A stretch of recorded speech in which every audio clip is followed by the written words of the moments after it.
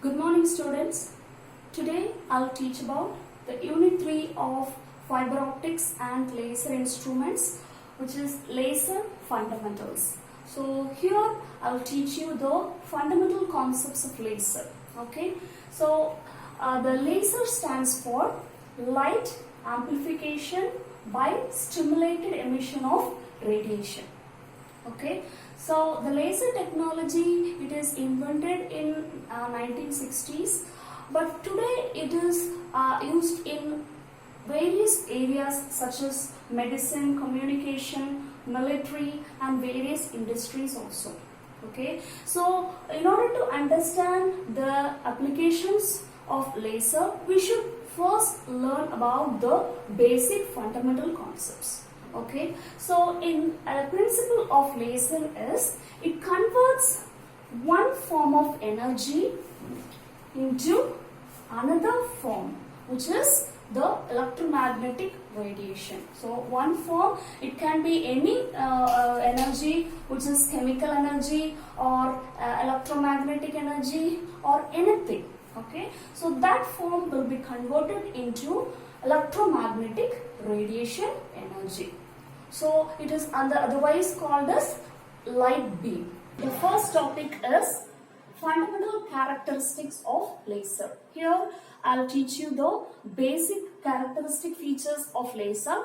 The first feature is absorption of radiation. Okay. So for studying about this, let us consider two energy levels. First one is E1 and second one is E2. The first energy level is called as lower energy level or otherwise called as ground state. The second energy level is called as upper energy level or otherwise called as excited state. Okay. Now consider we have an atom initially in ground state. So we already knew it. An atom contains a nucleus and it is surrounded by various number of electrons. Okay, so these electrons occupy certain energy levels. Okay, so assume that initially all the electrons all the electrons are in ground state, that is E1. Okay, so at this point we will consider a photon, that is a light energy having an energy of h nu. It is introduced on the material, the laser material. Okay, so when it strikes the electrons, what will happen? It will absorb the energy and it will move to the next state. That is called as the upper energy level or the excited state. Okay, so very simple, it will absorb the energy and it will move to the higher state. Okay, so now the electrons, so assume the same energy levels E1 and E2. Okay, so finally after absorbing the photons, the electrons reaches the second energy level, that is E2. Okay, the second feature is emission of radiation. Okay, so here there are two types of radiation, emission.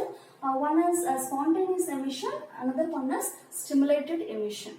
So for spontaneous emission, the name itself, it is there, it occurs spontaneously. That is, without giving any external stimulation, it will occur. Okay, so for illustrating that, we will take the same example. That is, we have two energy levels, E1, the ground state, and E2, the excited state. Okay, now we assume the atom is in excited state, that is in E2. Okay, so at this moment, without giving any external stimulation, it will automatically come back to the ground state. Okay, so while coming back to the ground state, what will happen? It will emit, when it reaches the ground state, it will emit certain radiation. Okay, so I have drawn in another direction. The reason I'll tell you. So just listen. But during spontaneous emission, without any external stimulation, the atom in the excited state will come back to the ground state. So while coming to the ground state, it will emit some radiation. That is the laser beam. Okay. Now let's see the characteristics of spontaneous emission. So the first is it is polychromatic. That means the light that is emitted by this spontaneous emission will be in a chromatic. Chromatic means colored radiation. Okay. And second is the intensity is less. Okay. That means the amount of radiation coming out of the material will be low. Okay. And second is it is non-coherent. Okay. Non-coherent means it will be out of phase with any other radiation. Okay. And next is it will have large divergence. So that is the reason I have drawn like this, because that is for spontaneous emission the direction cannot be defined. It can move, it may be emitted in any direction. So that is why the divergence will be very large. Okay. So finally, as I said initially, it occurs without external stimulations. The second type of emission is stimulated emission. The name itself, it is that emission will happen based upon external stimulation. Okay. For illustrating that, we will take the same example. That is, we have two energy levels E1 and E2, and consider the atom is now in the excited state. Okay. So at this point, let us give our external stimulation or stimulating photon of energy h nu into the material. What will happen? It will absorb, the atom will absorb this photon and it will come back to the ground state. Okay. So during this time, it will emit certain radiation whose energy will be very, very high, whose intensity will be very, very high. Okay. Now let's see the basic characteristics of this stimulated emission. It will be monochromatic. That means the emitted radiation will be single colored, not a multicolored one. Okay.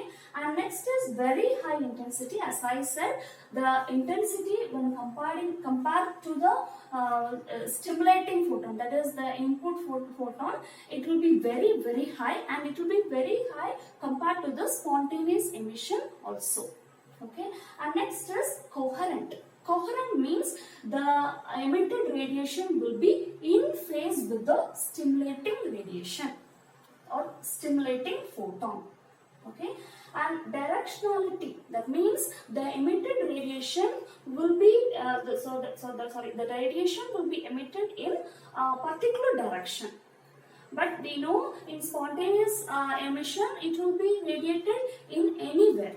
But here it will be emitted in particular direction. Okay, so that is why it is having high directionality.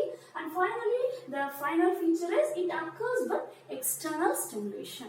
Okay, so here the external stimulation is the photon.